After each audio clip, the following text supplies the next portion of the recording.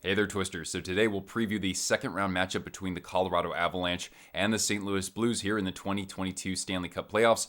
So the way that I'll do this is I'll look at each team in terms of how they performed in the first round. We'll look at the regular season series between these two teams. I'll talk about 5 things to watch out for in this series, and then I'll weigh in with my final outlook and prediction. Of course, guys, I want to know your prediction for this series down in the comments down below. And if you're new here, you're following the playoffs, definitely join our growing hockey community. Hit that red subscribe button down below. I'm doing a live stream every day. There's a playoff game, so certainly we'll be covering this series and the rest of the second round. So first of all, a playoff profile for both of these teams. We'll start with the Avalanche here. They're coming off a 4-0 sweep against the Nashville Predators. First and foremost, just an absolute dominant series for the Avalanche here. Of course, Juuse Saros did not play for Nashville, but the Avalanche were still just absolutely lighting up the shot clock. 44-28 was the average shots on goal. They outscored the Predators 21-9, and they clicked at a 43.8% clip on the power play. So absolutely deadly with the man advantage. Second of all, outstanding contributions up and down the lineup, but it starts with the defense. Cale Makar, absolute wizard out there with the puck. 3 goals and 7 assists for 10 points.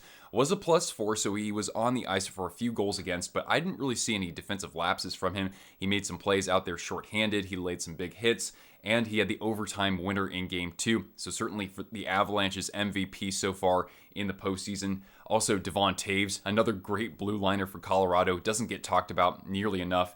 3 goals and 2 assists with a +5 rating. I think he was only on the ice for 1 goal against in that series. And then other than that, you had 14 other Avalanche get on the score sheet with at least a point. So it really wasn't just the top line dominating for the Avalanche, and certainly that helps in the playoffs when you need some of that scoring depth to shine through. And lastly, Darcy Kuemper played very well in net for the Avalanche. .934 save percentage and a 1.63 goals against average in about 2.5 games. Yes, I know that he missed Game 4 and part of Game 3. He has been cleared to play Game 1 of this series. And with the Blues, yes, they've had some question marks in goal, but maybe things are rounding into form. But still, the Avalanche might have the advantage in between the pipes.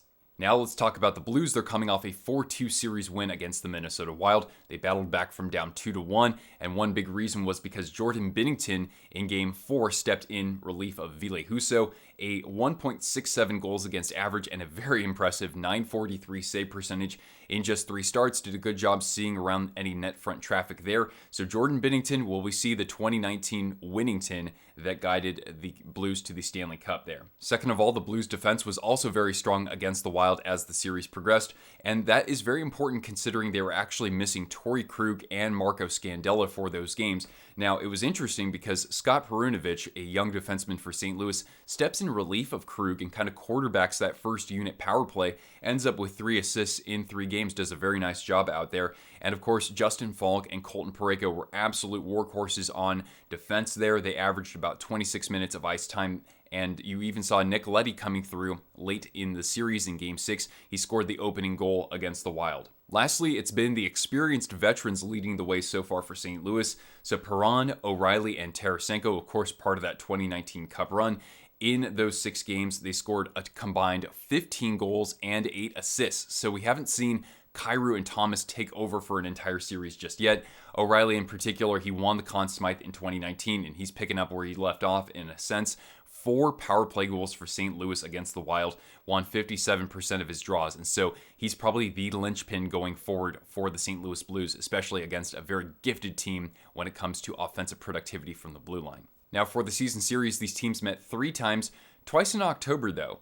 The Avalanche won one of those games, the Blues won one of those games as well. The Avalanche beat the Blues most recently on April 26th by the score of 5-3, and overall on the season series, Colorado had a 12-11 goals advantage against St. Louis. The Avs and the Blues, of course, met in the first round last year, and the Blues were swept 4-0, with the Avalanche outscoring them by 20-7.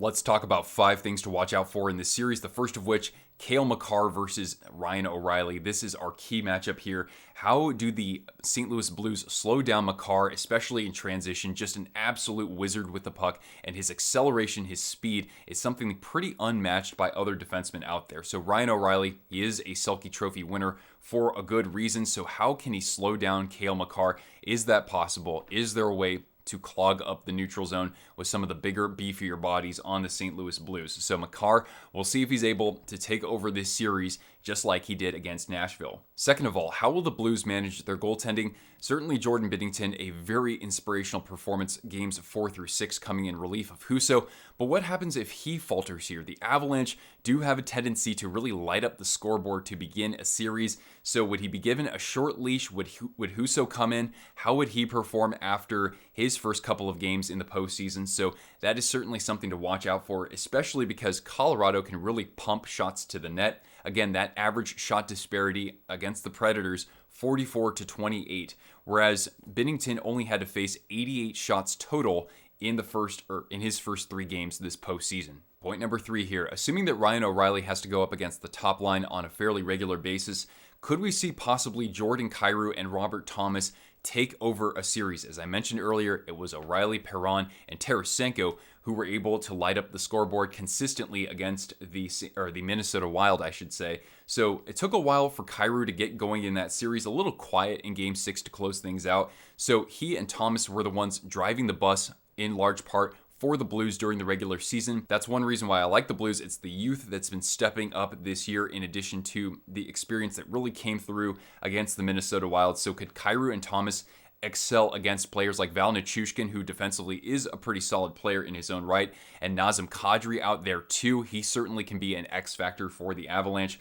So do we see that youth come through for the Blues and carry them to a series victory? Point number 4, how will the Avalanche do given their rest? So last postseason, they sweep the Blues, and then they face the Golden Knights and absolutely obliterate them in Game 1. Vegas is coming off a 7-game series, and then Colorado even takes a 2-0 series lead. But after that, the Golden Knights win 4 straight. So what are we going to expect here? The Avs are healthy. They've been able to get Andrew Cogliano back into the lineup, certainly helpful when killing penalties. Even Ryan Murray could be on the penalty kill as well.